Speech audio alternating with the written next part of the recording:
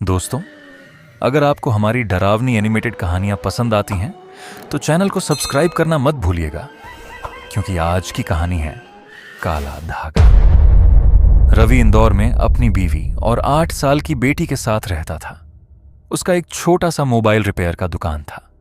मेहनत बहुत थी, लेकिन कमाई इतनी नहीं कि महीने के आखिर तक पैसे बच सकें। हर महीने किराया, स्कूल फीस, उधार, स्मोर, इन्हीं सब चीजों के बीच रवि धीरे धीरे अंदर से टूटता जा रहा था। एक रात दुकान बंद करके घर लौटते वक्त उसकी बाइक अचानक खराब हो गई। सर्दियों की रात थी। सड़क लगभग खाली थी। पास में सिर्फ एक पुराना मंदिर दिखाई दे रहा था। मंदिर के बाहर एक बूढ़ा आदमी बैठा था।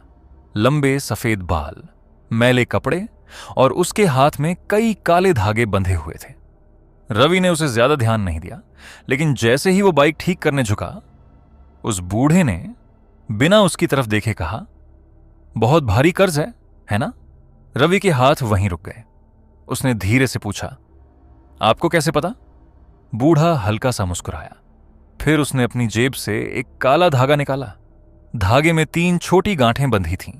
उसने कहा, इसे दाहिने हाथ में बांध ले, किस्मत बदल जाएगी। रवि ने पूछा, बदले में क्या करना होगा? बूढ़े ने पहली बार उसकी आंखों में देखा।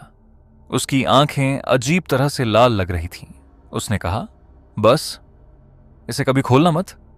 रवि को यह सब अजीब लगा, लेकिन जाने क्यों उसने वो धागा ले लिया। अगले कुछ दिनों में उसकी जिंदगी बदलने लगी।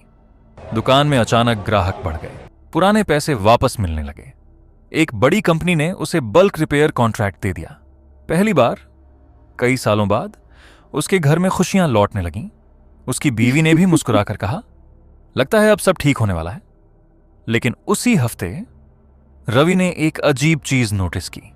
उसके हाथ में बंधा काला धागा हर सुबह थोड़ा और टाइट हो जाता था, इतना कि उसकी कलाई पर लाल निशान पड़ने लगे।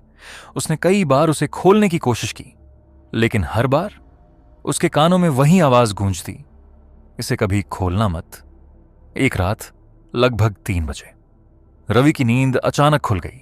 उसे लगा जैसे कोई उसके कमरे में धीरे धीरे चल रहा हो। टप टप टप। उसने अंधेरे में आंखें खोलीं। कमरे में कोई नहीं था, लेकिन उसकी नजर अपनी कलाई पर गई और उसका खून जम गया। काला धागा धीरे धीरे हिल रहा था, जैसे उसके अंदर कुछ रेंग रहा हो। अगली सुबह उसकी बेटी ने उससे पूछा, पापा, वो अंकल कौन है जो रात को आपके बिस्तर के पास खड़े रहते हैं? रवि का चेहरा सफेद पड़ गया। कौन अंकल? बेटी ने मासूमियत से कहा, वही जिनका चेहरा काला है। उस रात रवि ने धागा उतारने का फैसला किया। वो बाथरूम में गया, कैंची उठाई और धागे को काटने की कोशिश की, लेकिन धागा कटा ही नहीं। उसने जोर लगाया और जैसे ही कैंची धागे से टकराई, पूरे घर की लाइट चली गई। बाथरूम का शीशा अचानक चटक गया और टूटे हुए शीशे में रवि ने अपने पीछे किसी को खड़ा देखा। लंबा, दुबला, पूरी तरह काली परछाई। उसकी उंगलियां असामान्य रूप से लंबी थीं। रवि पलटा, लेकिन वहां कोई नहीं था। अब तक उसकी सांसें तेज हो चुकी थीं। उसी समय उसकी बेटी के कमरे से जोरदार चीख सुनाई दी। रवि भागकर कमरे में पहुंचा। उसकी बेटी कमरे के कोने में कांप रही थी और दीवार पर किसी ने काले रंग से बड़े बड़े अक्षरों में लिखा था, आह, धागा मत खोल। उस रात रवि फिर उसी मंदिर गया, लेकिन वहां मंदिर था, पेड़ था, सीढ़ियां थीं, पर वो बूढ़ा आदमी कहीं नहीं था। पास की चाय की दुकान वाले ने जब रवि को उसकी फोटो दिखाई तो रवि के पैरों तले जमीन खिसक गई। वो आदमी 15 साल पहले मर चुका था।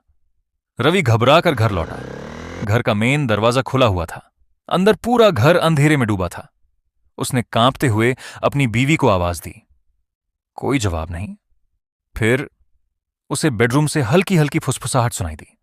जब वो अंदर गया तो उसकी चीख निकल गई। उसकी बीवी दीवार के पास खड़ी थी। उसकी आंखें पूरी काली पड़ चुकी थीं और उसके हाथ में वही कैंची थी। उसने धीरे धीरे रवि की तरफ देखा और टूटी हुई आवाज में बोली, तूने नियम तोड़ा। तभी रवि की कलाई में बंधा धागा अचानक उसकी त्वचा के अंदर ढंसने लगा। रवि दर्द से जमीन पर गिर पड़ा। वो चीख रहा था, लेकिन धागा उसकी नसों के अंदर सांप की तरह फैलता जा रहा था।